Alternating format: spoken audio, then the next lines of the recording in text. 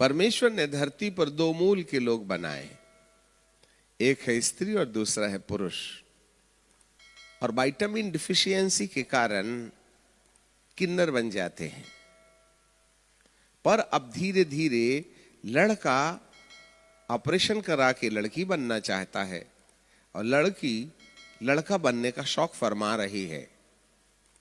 स्त्री स्त्री से और पुरुष पुरुष से शादी कर रहा है, जिससे कि इस देह को कलंकित किया जाए, यीशु के दोबारा आने के समय मुर्दों में से जी उठने का भागीदार ना हो पाए। इसलिए आज इस देह को कलंकित करने के पीछे के लिए दुष्ट अपनी पूरी बेजोड़ कसरत कर रहा। जी हां, और आज धरती के अंदर सबसे बड़ा अपराध है अनैतिकता। और अनैतिकता का जो घोर अंधकार धरती पर फैल रहा है, इस अंधकार को रोक पाना कठिन है। आज हर बच्चे के हाथ में मोबाइल है, नहीं तो मां अपने बच्चे को शांत कराने के लिए कार्टून के बहाने उसे दे देती है, और सबसे कम उम्र में मोबाइल की वेबसाइट खोलना वो बच्चा सीख लेता है। फिर उसकी दुनिया दूसरी हो जाती है और वह वहां उलझ जाता है जहां वो परमेश्वर विद्रोही चीजें अपने माथे में आने देता है, और बचपन में स्वभाव से ही अपने देह का विद्रोही हो जाता है। ऐसी दशा में जो विकार धरती पर आ रहा है, यही अंधकार और तिमीर है। Spoiling the body of God, body of Christ, the temple of God. लोग फिर उसमें टेटू लगवाना शुरू कर देते हैं, उसको काटना फाड़ना शुरू कर देते हैं। अजीब अजीब ढंग से इंसान अपने आप को दिखने के लिए उपाय करता। अब धरती पर 13 मूल के लोग पाए जाते हैं। कुछ लोग अपने आप को इंसान से कुत्ते में बदल रहे हैं, कुछ लोग इंसान से बिल्ली में बदल रहे हैं, कुछ लोग अपने आप को शेर में बबरशेर में बदल रहे हैं, कुछ लोग सांप में बदल रहे हैं।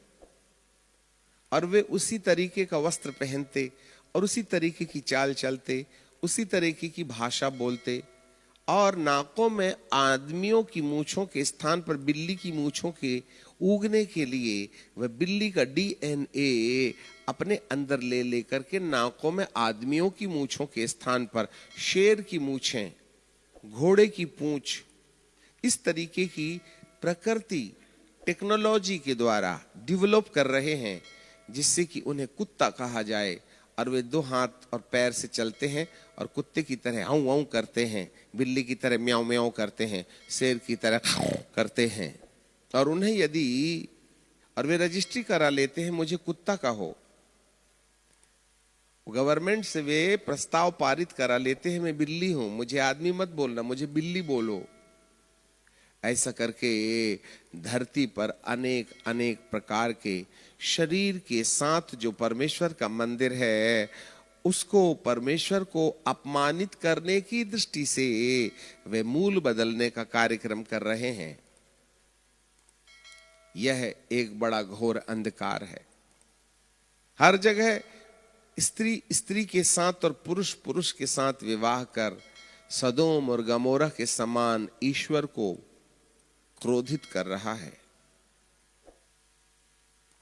अगली शिक्षा नीति के आधार पर यह प्रस्ताव पारित हो गया है कि आने वाले कुछ ही दिनों के अंदर आपको 5 साल के बच्चों को हस्त मैथ्यून की फिल्म दिखाई जाएगी और 7 साल तक उन्हें हस्त मैथ्यून करना सिखा दिया जाएगा, और 9 साल के बच्चे को स्कूल में लड़के और लड़कियों को सेक्स कैसे करते हैं उसकी प्रैक्टिस दिलाई जाएगी। तो शादी का क्या काम है? हमारे धरती पर ऐसे राज्य हैं जिसमें सुप्रीम कोर्ट ने ऐसे प्रस्ताव पारित कर दिए हैं कि 5 साल की उम्र के बाद कोई भी लड़का कोई भी लड़की के गुप्त अंग के साथ छेड़छाड़ कर सकता है। यह कानूनन वैध है। अब तो भारत जैसे देश के अंदर ऐसे भी कानून आ गए हैं कि एक पुरुष एक स्त्री के साथ विवाह करने के बाद अपनी पत्नी के साथ साथ अपनी और भी गर्लफ्रेंड को मनोरंजन के लिए काम में ला सकता है। यह अपराध नहीं है। वैसे ही पत्नी भी किसी और भी पुरुष को अपना बॉयफ्रेंड बना सकती है। इस तरीके का कानून धरती पर पारित होने लगा। आपको क्या लगता है, हमारे देह को जिसे प्रभु मुर्दों में से जिंदा करना चाहता है, इस देह के ऊपर कहीं दुष्ट अपनी मोहर तो नहीं लगा रहा है? आज टेक्नोलॉजीज के द्वारा मनुष्य के शरीर का डीएनए को बदल करके उसे एमएसएनए में बदला जा रहा है, और जिसके लिए बूटी इंजेक्शन लगाए जा रहे हैं टीकाकरण के नाम से, जिससे कि आदमी का डीएनए खत्म करके उसे मानव से दानव बनाया जाए।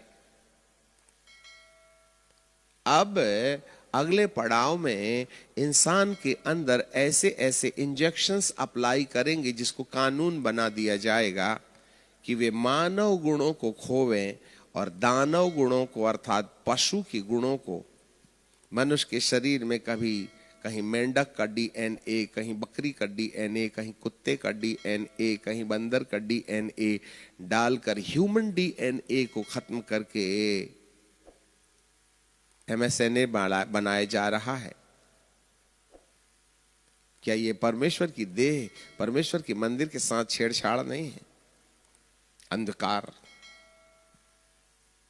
इनके पीछे, इन टेक्नोलॉजीज के पीछे एक अदृश्य दुरात्माएं हैं जो मनुष्य के अंदर इस प्रकार की मनसा को पैदा कर रहे हैं कि वे शरीर के साथ छेड़छाड़ करें। पर विधाता के द्वारा स्त्री और पुरुष को पशुओं में बदला जाए, लड़का लड़की बन रहा, लड़की लड़का बन रहा, इस तरह की जो टेंडेंसी है, इससे परमेश्वर के मंदिर को नष्ट करने की जो रणनीति दुष्ट आत्माओं के द्वारा टेक्नोलॉजी के रास्ते मनुष्य के जीवन के अंदर आ रहे हैं, ये सब दुरात्माएं हैं जो मनुष्य के साथ भद्दी मजाक कर रहे हैं। अंधकार। और ये इन समयों में इसलिए हो रहा है, इसका प्रचलन अभी थोड़े ही समय से शुरू हुआ है, 2020 से इसको बढ़ावा मिला है। वैसे यह घटना 2017 से शुरू हो गई है, क्योंकि आखिरी बार 2 अक्टूबर 2017 को परमेश्वर ने इजराइल के ऊपर तुरही की आवाज लगा करके अंतिम अनाउंसमेंट कर चुके थे कि अब मेरा समय, अनुग्रह के समाप्त होने का समय आ गया है। और उन समयों के बाद से जो धरती के अंदर विकृतता देखी जा रही है, जहां पर अंधकार की शक्तियां धरती से निकल के और वायुमंडल में जो अब तक नहीं थी, वे धरती की सतह पर आ रही हैं और मानव सृष्टि को बर्बाद कर रही हैं। कुछ आत्माएं थी जो कैद थी, और कुछ आत्माएं थी जो वायुमंडल में रहती थी, उन्हें धरती पर नहीं आना पड़ता था। छुटमुट चिल्लर आत्माएं ही थीं जो इस धरती पर मनुष्यों को प्रताड़ित करती थीं। तो ऐसे समय में मनुष्य के जीवन में इतने ज्यादा अपराध और इतनी ज्यादा गंदगी दिखाई नहीं देती थी।